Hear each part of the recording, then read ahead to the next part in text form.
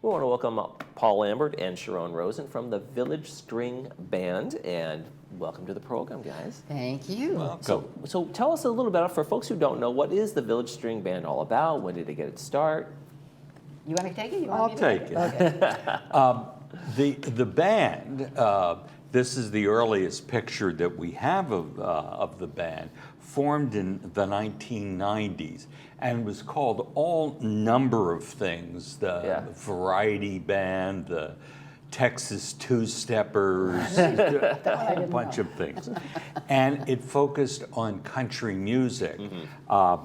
And it started as a club, which it remains, but it became an emeritus Saddleback emeritus class. Okay.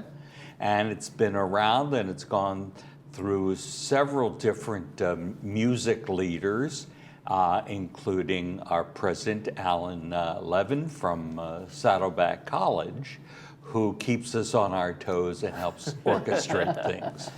So you guys meet as regularly as a class, and it's all folks on guitars and different kind of string instruments? What did you say? We've got like 16 different instruments in there. Okay. And there's 20-something members, right? Yeah, right. Almost 30. I think we started the semester with around 30, and a couple of people went, wait, this isn't an orchestra? But it's, we've got a slew of guitars, ukuleles, got piano, bass, and drums, of course, because you got to have that. Right. We've got mandolins and banjos and fiddles and accordions and Okay. harmonicas. Accordions aren't string. Wait a minute. Who are you letting in this thing? We're like, that's true. Drums aren't string either. Right.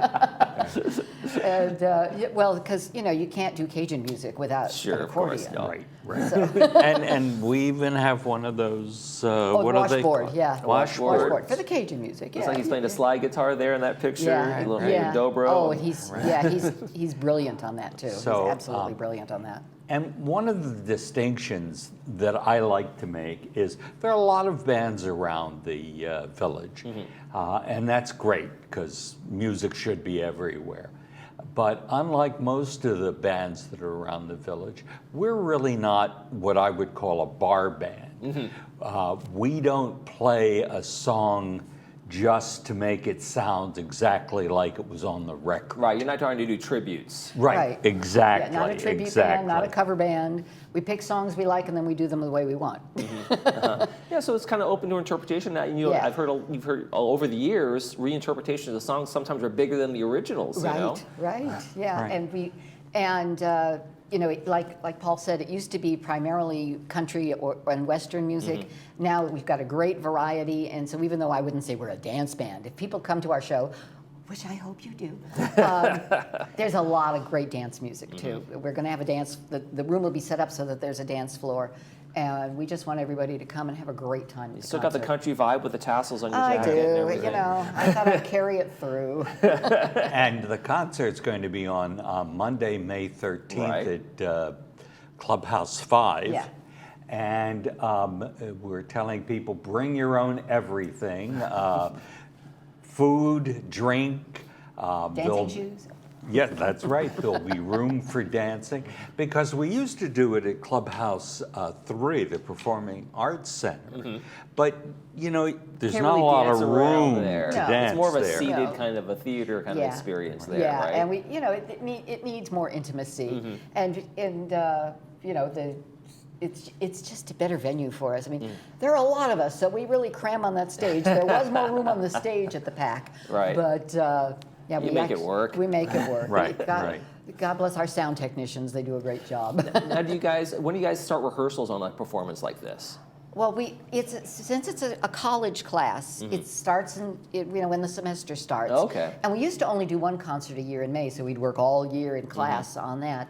But Alan Levin, our president instructor, said we can do more than that. So now we have one at the end of each semester. And then in the summer, when there isn't a class, the club continues to meet, and we kind of work on songs. You just go rogue in the summer? We do. Like wild kids out for the break? That's right. Oh, yeah. They got me. I'm a disciplinarian. But we try out songs that maybe or maybe not will work, and by the time we get to when class starts again, we've already tried out some to say, yes, we're going to do this, no, we're not going to do this, and then we can perfect them during the semester.